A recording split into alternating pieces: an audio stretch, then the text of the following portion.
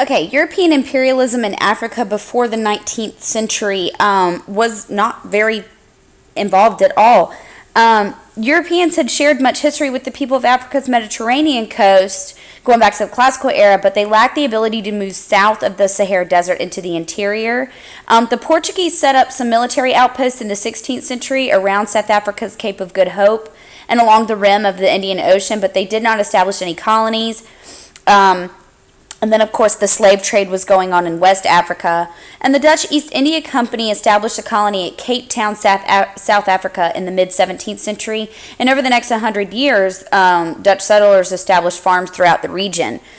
Now, at the beginning of the 19th century, Britain began sending settlers into South Africa, and these British settlers eventually experienced strife with the Dutch colonists, who are also called the Boers. Because really, the Boers were the first European colonial presence in South Africa, and they enslaved the inhabitants, the Khoikhoi, and interracial mixing produced the South Africans known as colored today, and I say colored with quotations. But during the wars of the French Revolution, the British captured Cape Town and annexed it in 1815, and a conflict between the Boers, who were slaveholders, and the British over the end of slavery caused many Boers to leave the Cape Colony. Their migration was called the Great Trek in 1834, and it took them into the interior of South Africa, where they clashed with the Bantu peoples, especially the powerful Zulu. And under the leadership of their leader, Shaka, the Zulu nation fought back against the Dutch, then the British rule, only to be defeated by the more advanced British technology. In the 1850s, the Boers established two republics in the interior of South Africa, the Transvaal and the Orange Free State. And when diamonds were discovered in the Orange Free States in 1867, the imperialist businessman Cecil Rhodes and other British moved into the Boer republics. In spite of war between the Boers and the British from 1880 to 1881 that ended in Boer victory, the British continued to pour into South Africa.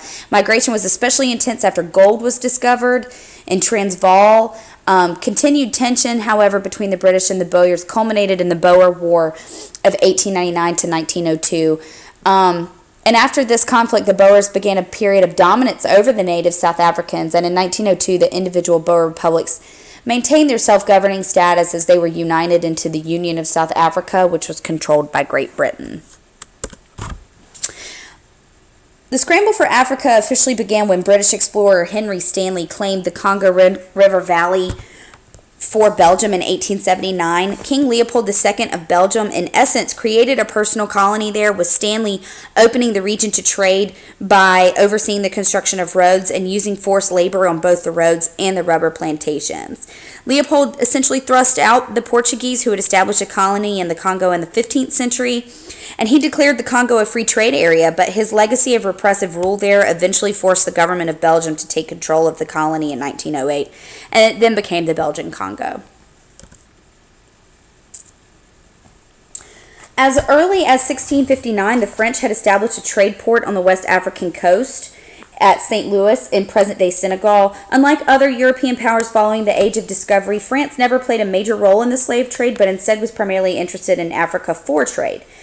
During the wave of imperialist expansion in the 19th century, they at first began to move eastward into the savanna regions of Western Africa, and military troops usually led this expansion. By the 20th century, France controlled much of present-day Senegal, Mali, Burkina Faso, Benin, Guinea, the Ivory Coast, and Niger.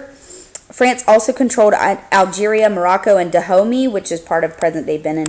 Out of various territories in West Africa, France created the French West Africa, and their base remained St. Louis and Senegal.